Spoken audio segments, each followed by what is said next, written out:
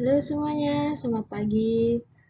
Balik lagi bersama saya Margareta Trinovianti Darmo Putri dari Prodi Rekam Medis dan Informasi Kesehatan, Kampus Esa Unggul, Jakarta Barat.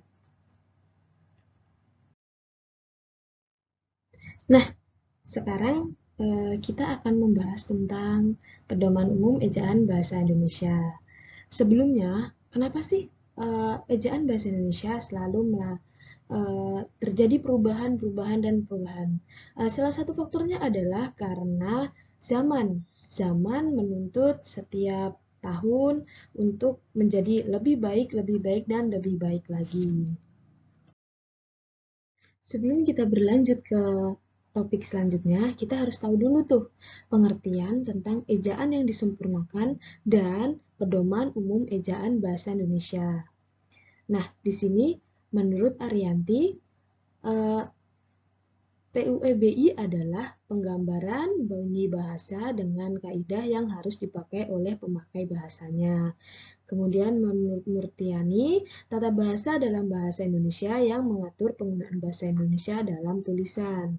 Kemudian menurut Mulyadi, merupakan sistem ejaan kalimat yang digunakan dalam bahasa Indonesia. Nah, sekarang kita masuk tentang sejarah PUEBI. Tadi di awal saya sudah mengatakan bahwa faktor perubahan ejaan adalah zaman. Kita dituntut untuk lebih baik lagi dan lebih baik lagi. Nah, di sini sejarah ejaan pada tahun 1901, ejaan merupakan ejaan Van Ophuser. Van Ophuser berkaitan dengan orang Belanda karena pada saat itu memang Indonesia dikuasai oleh Belanda. Pada ejaan Van Ophuser, kata dan huruf O dan huruf E berubah menjadi U.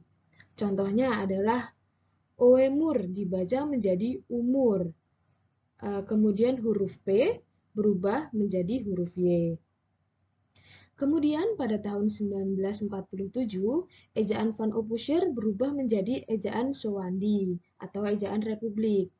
Nah, pada ejaan Republik ini, huruf O dan huruf E berubah dibaca menjadi huruf Su atau kata Su. Contohnya adalah Suwandi atau Soekarno dengan penulisan SOE Karno. Kemudian tanda koma di atas, contohnya adalah Bapak, koma di atas dibaca menjadi Bapak. Koma di atas berubah menjadi K. Kemudian pada kata ulang, contohnya adalah teman-teman berubah menjadi teman-teman, di atasnya ada angka 2-nya. Nah, kemudian setelah ejaan Suwandi berubah menjadi ejaan Melindo atau Melayu Indonesia pada tahun 1966.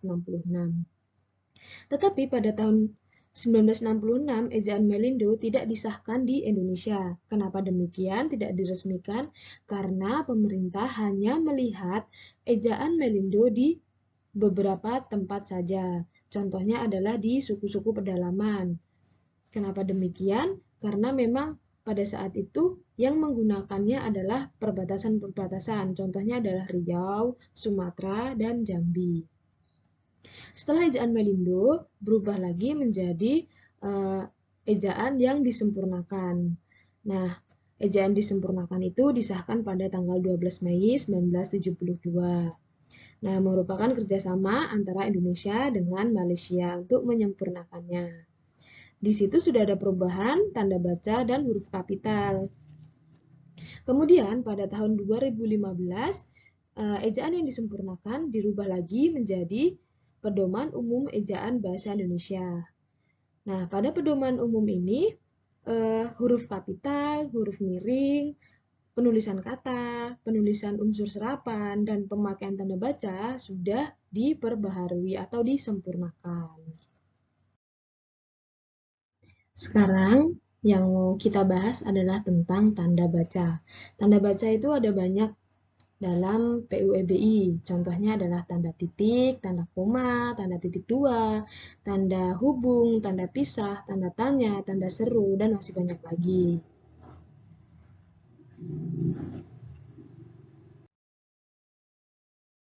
Contoh-contoh pemakaian tanda baca. Sekarang kita coba di tanda baca titik. Tanda titik dipakai setelah akhir kalimat pernyataan. Contohnya adalah, saya akan datang besok pagi, titik. Atau, saya sedang makan nasi, titik. Nah, selain itu, tanda titik digunakan untuk memisahkan angka, jam, menit, detik yang menunjukkan sebuah waktu. Contohnya adalah, saya pulang kuliah pukul 16.00 waktu Indonesia bagian Barat. Kemudian tanda baca koma.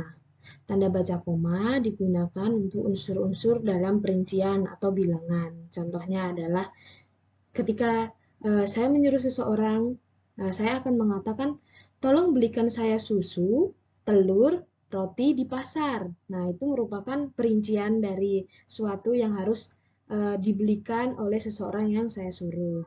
Kemudian, tanda koma digunakan juga untuk kata penghubung seperti tetapi, melainkan, sedangkan dalam kalimat majemuk atau setara. Contohnya adalah, saya ingin membeli laptop itu, tetapi uang saya tidak cukup. Kemudian ada tanda tanya. Tanda tanya digunakan untuk akhir kalimat tanya tentunya. Contohnya adalah, sejak kapan kamu tinggal di Indonesia? Atau bisa lagi, kamu sedang memakan apa? Atau lain lagi, ini pukul berapa? Nah, pada akhir kalimat diberikan tanda tanya. Kemudian, tanda tanya digunakan juga untuk kalimat tanya dalam tanda kurung untuk menyatakan kalimat yang disangsikan atau yang kurang dapat dibuktikan kebenarannya. Contohnya adalah, rapat dimulai pukul 13.00. Atau ada lagi, mana mungkin hal itu bisa terjadi? Tanda tanya. Nah, sekarang kita masuk di tanda baca, tanda seru. Tanda seru digunakan untuk mengakhiri ungkapan atau pernyataan yang berupa seruan atau perintah yang menggambarkan kesungguhan, keseriusan, tidak ketidakpercayaan seseorang atau emosi yang sangat kuat.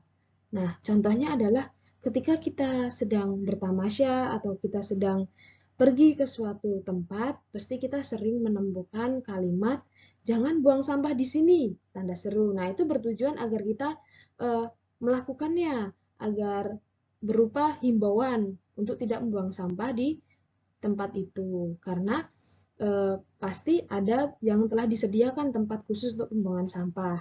Atau ada juga ketika kita sedang pergi keluar, melintasi sebuah perjalanan, kita sering menemukan tulisan jangan parkir di sini. Nah, itu tujuannya adalah agar kita tidak parkir di tempat itu. Nah, atau lagi kita sering melihat tulisan pengemudi harap menggunakan lajur kiri, tanda seru. Nah, itu adalah suatu ungkapan pernyataan berupa seruan atau perintah. Nah, teman-teman, sampailah kita pada kesimpulan. Kita dapat menarik kesimpulannya adalah ejaan di Indonesia mengalami 5 kali perubahan. Yang pertama, pada ejaan Van Opusher, kemudian berubah menjadi ejaan Sowandi atau ejaan Republik, kemudian berubah lagi menjadi ejaan Melayu Indonesia atau Melindo, kemudian berubah menjadi ejaan yang disempurnakan, dan yang terakhir yang sering kita pakai adalah pedoman umum ejaan bahasa Indonesia. Adanya pedoman ini memudahkan kita dalam mengerti maksud dari sebuah karya tulis.